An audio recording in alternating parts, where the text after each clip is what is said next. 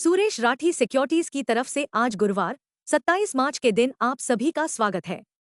कल के कारोबार में दलाल स्ट्रीट पर भारी मुनाफा वसूली देखी गई क्योंकि निफ्टी ने अपनी 7 दिवसीय जीत की लकीर तोड़ दी।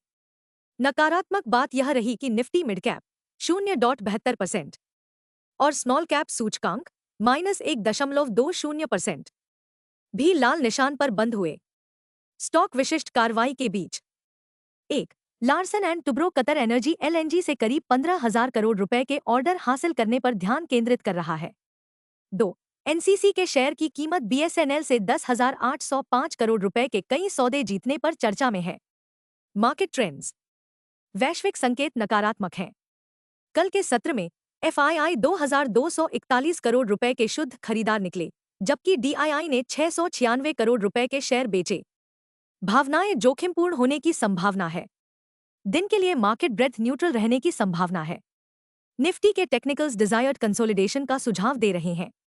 फैनो मार्च महीने के डेटा से पता चलता है कि निफ्टी के लिए ट्रेडिंग रेंज 22,000 से 24,500 जोन के बीच रहने की संभावना है। इंडिया वीआईएक्स डर सूचकांक अभी भी 13.47 के स्तर के आसपास मंडरा रहा है। अंतिम जांच में यूएसडी आईएनआर 28 अप्रैल की समाप्ति 85.99 के आसपास मंडरा रहा है। निफ्टी पीसीआर 27 मार्च 0.83 के स्तर पर है। बैंक निफ्टी पीसीआर 27 मार्च 0.86 पर है। Nifty outlook. तेजी के कंसोलिडेशन की संभावना है। निफ्टी और बैंक निफ्टी के बारे में तकनीकी हमें क्या बताते हैं? Nifty CMP 23,487।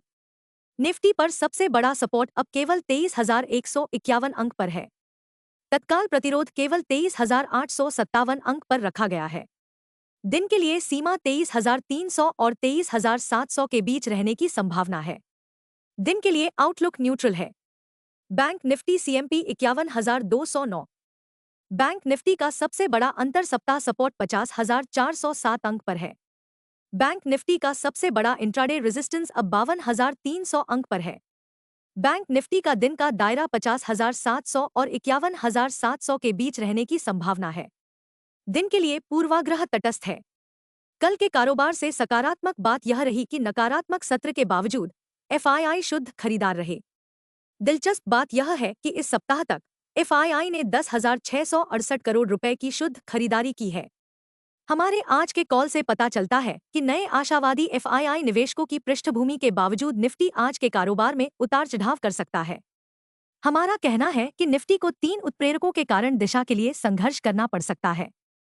1. बाजार इस बारे में अपना मन नहीं बना पा रहा है कि अमेरिकी राष्ट्रपति डोनाल्ड ट्रंप का टैरिफ कितना विघटनकारी होगा।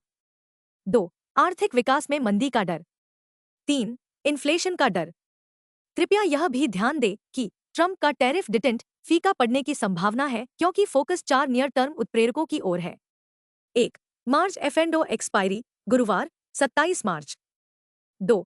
US personal consumption expenditure PCE index जो फेड का पसंदीदा इन्फ्लेशन गेज है, इस शुक्रवार 28 मार्च को जारी किया जाएगा। 3. 2 अप्रैल को टैरिफ की घोषणाएं। 4 अप्रैल को शुक्रवार की यूएस रोजगार स्थिति रिपोर्ट। संक्षेप में एक उतार चढ़ाव वाला सत्र काफी संभव है। एफ&ओ एक्सपायरी के बीच अस्थिरता की पहचान हो सकती है। And speech.